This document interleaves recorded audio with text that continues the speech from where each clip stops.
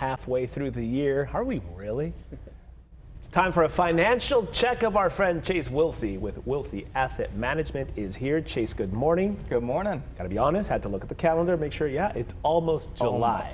Almost halfway, not quite there yet. Wow. What should we be focusing on right now? Kind of assess the first half of the year, what we've done and what we can change. Well, I mean, I think it's so important to kind of assess at this point in time, because a lot of times I think people they get all excited in January. They set all those New Year's resolutions. Optimistic. And they do it again the next January and don't do anything. So let's add a mid-year checkup to it, see where we're at, maybe adjust that goal. I think it is a great idea. One area that I really think is important is your 401k, because come December 31st, that's it. You can't really make any adjustments. So you want to check in now with your 401k to kind of see what's going on.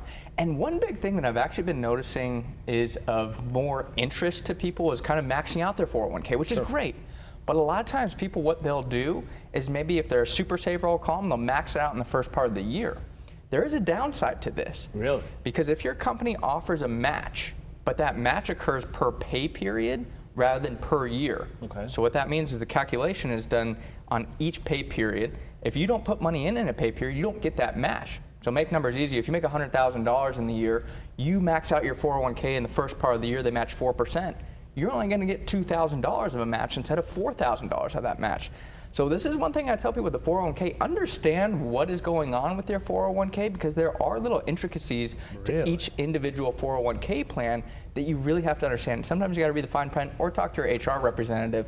But this is one thing I wanted to point out, because a lot of people bypass this concept and could be missing free money in their 401k match. I think a lot of people figure you max out your 401k, set it and forget it, you don't have to think about it anymore. You're saying check on that. Check on it. I think, again, it's a great idea to be maxing out your 401k if you can afford to. But understand the match rules, because as I said, you could be foregoing free money, which obviously is never a good idea. No, you don't want to do that. Any advice on credit cards, debt?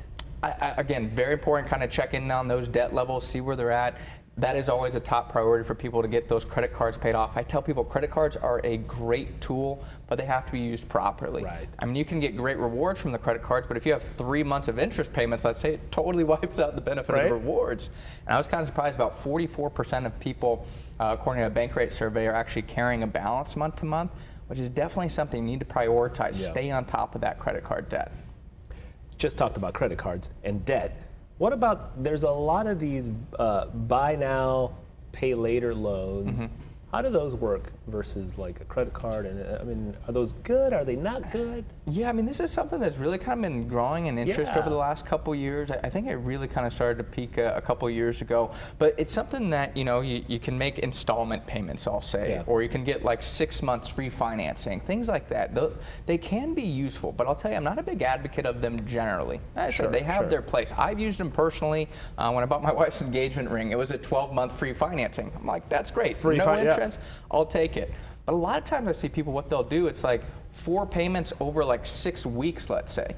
Well, that tells me if you have 6 weeks, you probably couldn't afford that to begin with. And the other problem is people start stacking these buy now, pay later options. So all of a sudden you have like 5 different loans going on at once, and you're really buying things you can't afford. So as I said, I'm generally not a big advocate of it, because it leads people to buy things they can't afford. They can be useful, again, if you use, I think, at least a 6-month window of free financing. But outside of that, you have to be very, very careful with these. And also, I know the Consumer Financial Protection Bureau is actually looking very closely at these, and some changes could be coming. I tell you, go talk to a professional if you're not good with money and financials.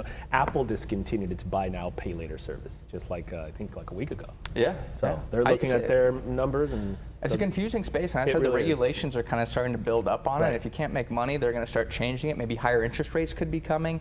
Want to avoid that if the interest rates get too costly. Chase Wilsey, appreciate the insight as always. Good seeing you.